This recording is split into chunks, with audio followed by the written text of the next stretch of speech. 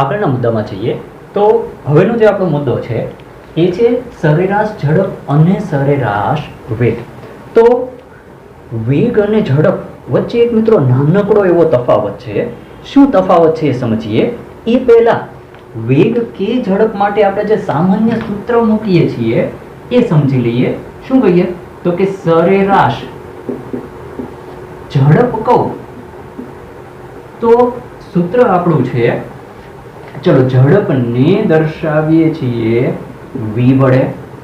વેગ માટે પણ સંકેત v જ છે. વેગ સંકેતમાં કોઈ ફેરફાર નથી.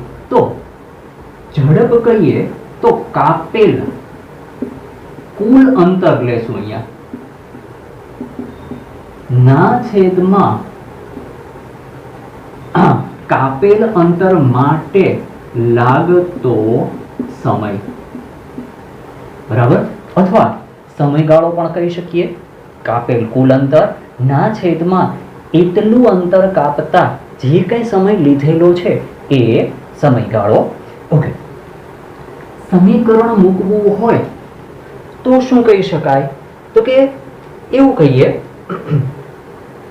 કે કાપેલું કુલ અંતર માની લઈએ કે x જેટલું છે એના માટે લાગતો સમય t લઉં તો સામાન્ય સૂત્ર શું થયું તો કે x ના છેદમાં t. જો અહીંયા મેં શું સ્વીકારી લીધું છે, કુલ કેટલું અંતર કપાણું છે, x જેટલું અંતર. જો સ્થાનાંતર નથી, અંતર છે. કેટલા સમયમાં આટલું અંતર કપાણું છે તો કે t સમયમાં આટલું અંતર કાપેલું છે. આની સામે સરેરાશ વેગ કહીએ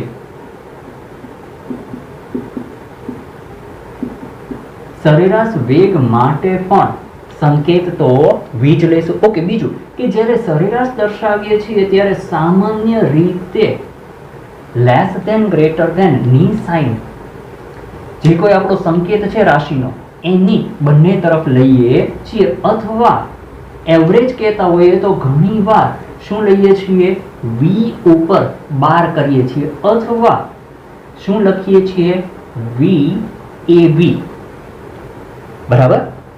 VAV એવરેજ, V બાર પણ એવરેજ એટલે કે સરેરાશ, અથવા લેસ ધેન ગ્રેટર ધેન ની નિશાની વચ્ચે મૂકી દઈએ v. હવે ઉપરનું સૂત્ર જે આપણે મૂક્યું હતું શું લખ્યું છે અહીંયા કાપેલ કુલ અંતર. યાદ રાખો આપણે ગયા વખતે જે શીખ્યા હતા કે પદાર્થ સ્થાન A થી B પર પહોંચે છે, જરૂરી નથી કે સીધા માર્ગે જ જાય. આવા કોઈ માર્ગે જો પદાર્થ A થી B પર પહોંચે તો કાપેલા પથની લંબાઈ મેં શું ધારી છે x જેટલી. પણ x જેટલો પદાર્થ પોતાના પ્રારંભિક સ્થાનથી દૂર છે એવું કહી શકાતું નથી. તો હવે મારે શું કહેવું પડશે, માની લઉં કે આ સ્થાને યામાક્ષનું ઉદ્ગમ બિંદુ લઉં, આને x અક્ષ ધારી લઉં, તો એ ઉદ્ગમ ના xy ઘટકો 0 O for origin. તો ઉદ્ગમથી પહેલું જે સ્થાન છે એનો એક્સયામ કેટલો લઈ લઉં x1, બીજા સ્થાનનો એક્સયામ કહી દઉં x2. તો જુઓ જ્યારે x જેટલું કુલ અંતર કાપ્યું છે એની સામે સ્થાનાંતર કેટલું કર્યું, પ્રારંભિક સ્થાન શું છે x1, અંતિમ સ્થાન શું આવ્યું x2. તો થતું સ્થાનાંતર ના છેદમાં લાગતો સમય અથવા સમયગાળો. ચલો અહીંયા મારે સૂત્ર મૂકવું હોય, વેગ કહીએ છીએ, વેગ દિશા સાથે રજૂ કરવો પડે છે. વેગ કંઈક ચોક્કસ દિશામાં હોય છે. અહીંયા વેગની કઈ દિશા થઈ x1 થી x2 અથવા ધન x દિશામાં. વેગને ચોક્કસ દિશા સાથે રજૂ કરવો પડે છે. પણ આ ચેપ્ટરમાં સામાન્ય રીતે આપણે ગતિ કા x દિશામાં અથવા y દિશામાં કે z દિશામાં લઈ લેશું, એટલે દિશાની ચિંતા કરવાની રહેશે નહીં. ઓકે, જ્યારે એની સામે સરેરાશ ઝડપ છે એ કેવી રાશિ છે, સરેરાશ ઝડપ અદિશ રાશિ છે, દિશા દર્શાવવાની જરૂર પડતી નથી. પણ સરેરાશ વેગ છે કેવી રાશિ છે, સદિશ રાશિ છે. એટલે અહીંયા આપણે આગળ જતા ચોખવટ કરવી પડશે, બરાબર. ઓકે, તો સ્થાનાંતર કેટલું થયું? ચલો અંતિમ સ્થાનનો યામ શું આવ્યો? x2. પ્રારંભિક સ્થાનનો યામ શું છે? x1 ના છેદમાં સમયગાળો શું કહી શકું? Delta T. જ્યાં ડેલ્ટા શું દર્શાવે છે? સમયમાં થતો ફેરફાર. એવું કહી શકું કે અહીંયા x1 સ્થાનેથી પદાર્થ ગતિ શરૂ કરે ત્યારનો સમય ઘડિયાળમાં મેં શું નોંધેલો છે? t1. એ પદાર્થ જ્યારે x2 સ્થાને પહોંચે ત્યારે ઘડિયાળ શું સમય દર્શાવે છે? t2. તો ડેલ્ટા ટી એટલે બીજું કંઈ નથી પણ શું છે? અંતિમ સ્થાને સમય માઇનસ પ્રારંભિક સ્થાને સમય. ઓકે, અને આમ પણ લખી શકાય ડેલ્ટા x ના છેદમાં ડેલ્ટા ટી. શું મળ્યું આપણને? સરેરાશ વેગનું સૂત્ર. સરેરાશ વેગ એટલે કરેલું સ્થાનાંતર અને એ જે સમયગાળામાં એ સ્થાનાંતર કરેલું છે એ સમયગાળાનો ગુણોત્તર. કોનો ગુણોત્તર લઈએ છીએ? કરેલું સ્થાનાંતર અને એ સ્થાનાંતર માટે લાગતો સમયગાળો. ચલો હવે એવું કહું કે સરેરાશ વેગ અથવા તો સરેરાશ ઝડપનો એકમ શું થશે? વેગ કે ઝડપનો એકમ. બહુ સીધું ને સરળ. શું કરવાનું? તો કે મારે ઝડપનો એકમ લખવો છે કે વેગનો એકમ લખવો છે, એનું સૂત્ર જુઓ. સૂત્રમાં કઈ કઈ રાશિ આવી? અંશમાં અંતર આવ્યું, અંતરનો એકમ મીટર, છેદમાં સમય, સમયનો એકમ સેકન્ડ. તો સરેરાશ વેગ કે એકમ શું આવ્યો? મીટર પ્રતિ સેકન્ડ. એનું એ જ અહીંયા કહી શકાય ને. અંશમાં કાપેલું અંતર શેમાં માપશું? મીટરમાં. છેદમાં લાગતો સમય શેમાં માપશું? સેકન્ડમાં. બરાબર. ચલો હવે જે બોલું છું એ મુદ્દા તમારે લખવાના છે નોટમાં. એ મુદ્દા આ બોર્ડ વર્ક ઉપરાંત લખવાના છે. બરાબર. ચલો શરૂઆત કરો. પહેલો મુદ્દો શું કહીએ? તો કે સરેરાશ ઝડપ. કોની વાત કરું છું? પહેલા સરેરાશ ઝડપની. સૂત્ર શું છે? તો કે કાપેલ કુલ અંતર છેદમાં લાગતો સમયગાળો. તો અહીંયા કાપેલું કુલ અંતર આપણે અગાઉ ચર્ચા કરી હતી હંમેશા કેવું હશે? પોઝિટિવ. ચલો લખો. શું કહું? સરેરાશ ઝડપ હંમેશા ધન હોય છે. સરેરાશ ઝડપ હંમેશા કેવી હશે? ધન હશે. સરેરાશ ઝડપ હંમેશા ધન હોય છે. ઓકે, એની સામે સરેરાશ વેગ માટે મુદ્દો લખો. સરેરાશ વેગ. તો સરેરાશ વેગ અહીંયા જોઈએ સ્થાનાંતર જો ધન x દિશામાં કરે તો સરેરાશ વેગ મને પોઝિટિવ મળશે, x વધે છે.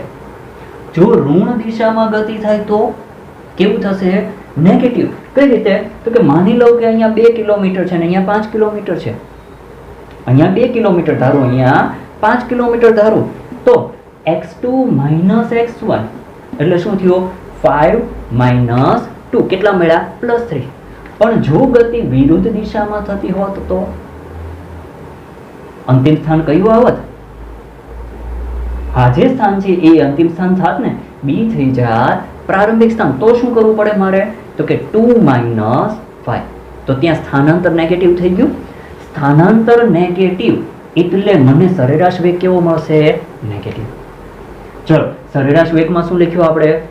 તો કે સરેરાશ વેગ ધન હોઈ શકે, આ ગતિ દરમિયાન ધન, ઋણ હોઈ શકે. લખવાનું છે. શું લખશું? સરેરાશ વેગ ધન, ઋણ કે શૂન્ય. જો પદાર્થ સ્થિર હોય તો સરેરાશ વેગ શૂન્ય હોવાનો છે. ની સામે સરેરાશ ઝડપ. સરેરાશ ઝડપ હંમેશા કેવી હશે? ધન. એમાં ઉમેરી દો ધન અથવા તો શૂન્ય હોઈ શકે. જો પદાર્થ સ્થિર હશે એટલે ગતિ થતી નથી તો એ દરમિયાન શું કહી શકાય? એ સમયગાળા દરમિયાન સરેરાશ ઝડપ કેવી છે? શૂન્ય. બરાબર. ચલો પહેલો મુદ્દો શું લખ્યો? સરેરાશ ઝડપ કેવી હોઈ શકે? ધન હોય અથવા તો શૂન્ય.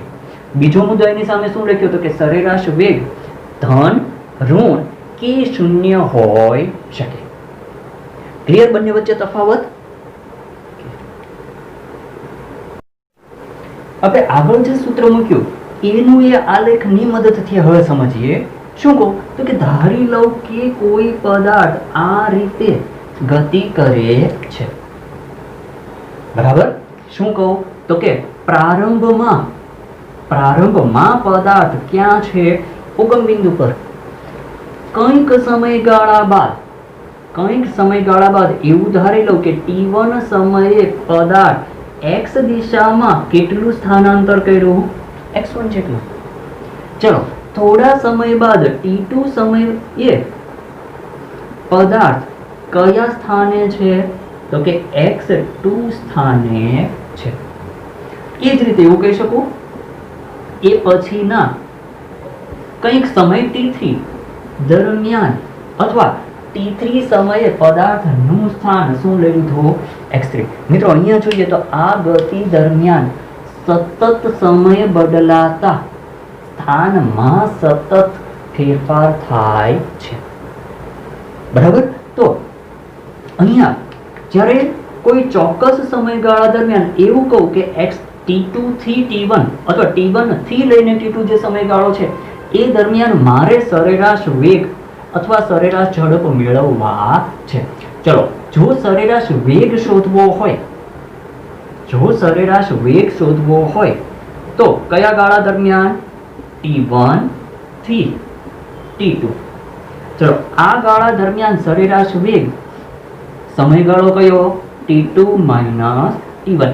એ સમયગાળા દરમિયાન થતું સ્થાનાંતર કેટલું? x2 minus x1. એના બદલે એવું કહું કે t2 થી t3 દરમિયાન સરેરાશ વેગ શોધવો છે. આ સમયગાળો થયો ને, તો એ દરમિયાન થતું સ્થાનાંતર જુઓ શું આવશે? x3 minus x2 by t3 minus t2.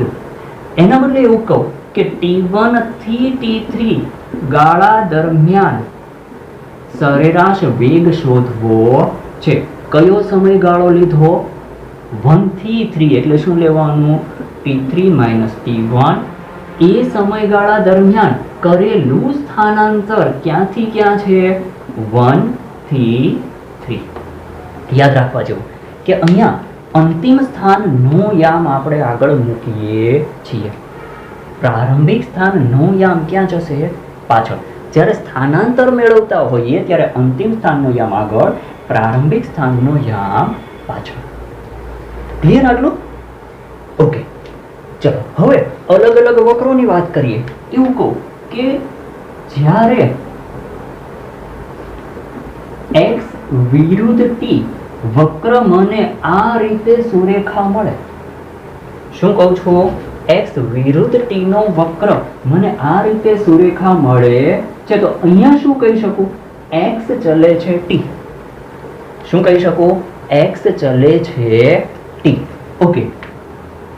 એવું ને એવું આ કિસ્સામાં કહી શકાય ને, વક્ર પાછો કેવો છે? વક્ર આપણો સુરેખા છે ને, એટલે અહીંયા પણ શું થયું?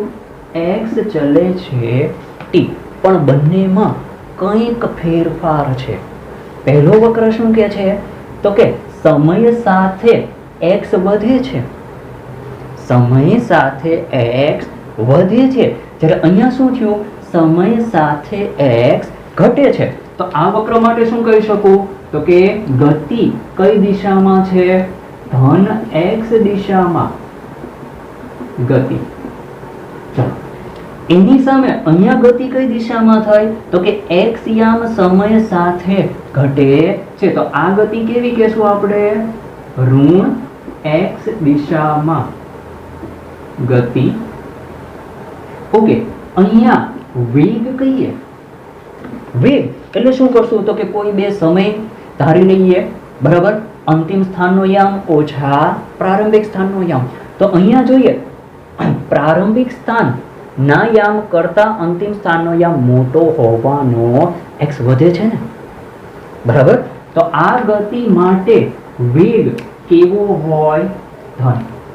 એની સામે અહીંયા વેગ કેવો મળશે આપણને? શું કામ? ગતિ કેવી છે? ઋણ દિશામાં. અંતિમ સ્થાનનો x યામ આને x2 કહો તો પ્રારંભિક સ્થાનનો x યામ x1. શું કર્યું મેં? નાનામાંથી મોટું બાદ કર્યું એટલે વેગ મને કેવો મળ્યો? નેગેટિવ. બરાબર. વેગ નેગેટિવ એનો અર્થ શું છે?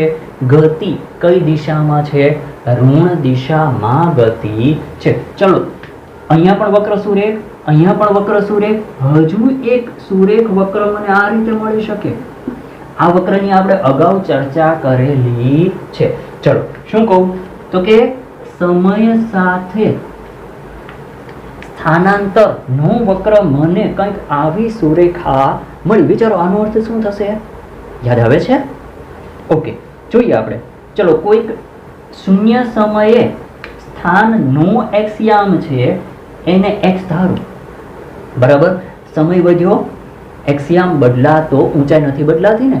ઊંચાઈની દિશામાં આપણે કયો યામ લીધો છે? એક્સિયામ. એક્સિયામ બદલાતો નથી. કોઈક t1 સમયે લઉં તો એક્સિયામ x જ રહ્યો, t2 સમયે લઉં તો એક્સિયામ એક જ રહ્યો. બરાબર ને? એક્સિયામ બદલાતો નથી. એટલે અહીંયા શું થયું? પદાર્થ કેવો છે? પદાર્થ ગતિ કરતો નથી. કોની વાત થઈ? સ્થિર પદાર્થની વાત છે. ઓકે મિત્રો, પછીનું જે ઉદાહરણ છે, ઉદાહરણ જુઓ તો એ તમારે જાતે પ્રયત્ન કરવાનો છે. શું કે છે? તો કે એક કાર સુરેખ રેખા પર ગતિ કરે છે. જેમ કે આકૃતિ અગાઉની જે આકૃતિ આવી ગઈ એમાં દર્શાવ્યા મુજબ અનુસાર. ઓકે, આ કાર 18 સેકન્ડમાં ક્યાંથી ક્યાં પહોંચે છે? O થી P પર જાય છે. જો સમયગાળો આપી દીધો, સ્થાન આપી દીધા છે પ્રારંભિક અને અંતિમ. પ્રારંભિક સ્થાન O, અંતિમ સ્થાન P. સમયગાળો છે 6 સેકન્ડ. આગળ શું કીધું? ઓકે, સમયગાળો પહેલા 18, પછી P થી Q પર જતા કેટલો સમય લાગ્યો? 6 સેકન્ડ. કઈ કઈ વસ્તુ શોધવાની છે જોતા જાઓ. કાર O થી P પર જાય ત્યારે અને O થી P પર જઈ ક્યાં જાય છે? પાછી Q પર જાય છે ત્યારે કઈ કઈ વસ્તુ શોધવી છે? સરેરાશ વેગ અને સરેરાશ ઝડપ શું હશે? ફરીવાર ક્લિયર કરી લઈએ. પહેલા ક્યાંથી ક્યાં? O થી P, પોઝિટિવ દિશામાં. બરાબર. સ્થાનાંતર કેવું? પોઝિટિવ. કાપેલ પથની લંબાઈ તો હંમેશા પોઝિટિવ જ હશે. બરાબર. ઓકે, પહેલા કિસ્સામાં સ્થાનાંતર પોઝિટિવ, ત્યાંથી પાછી ક્યાં ફરે છે? Q સુધી. તો સ્થાનાંતર નેગેટિવ, પણ પથ લંબાઈ તો ઉમેરાશે ને. પથ લંબાઈ ગણીએ તો O થી P પ્લસ PQ એ પથ લંબાઈ. જ્યારે સ્થાનાંતરમાં શું કરવાનું? પહેલો ગાળો પોઝિટિવ, બીજો ગાળો નેગેટિવ દિશામાં. એટલે શું કરી નાખ્યું? એટલું બાદ કરી નાખશું. બરાબર. તો અહીંયા જોઈએ, O થી Q પર પહોંચતા પથ લંબાઈ કરતા સ્થાનાંતર કેવું છે? ઓછું. પથ લંબાઈ અહીંયાથી O થી P, P થી Q, પણ સ્થાનાંતર ક્યાંથી ક્યાં? O થી Q. બરાબર. સ્થાનાંતર મેળવી અને પથ લંબાઈ મેળવી શેનાથી ભાગી નાખશો? સમયગાળાથી ભાગી નાખી એટલે આપણને સરેરાશ વેગ અને સરેરાશ ઝડપ મળી જવાના છે.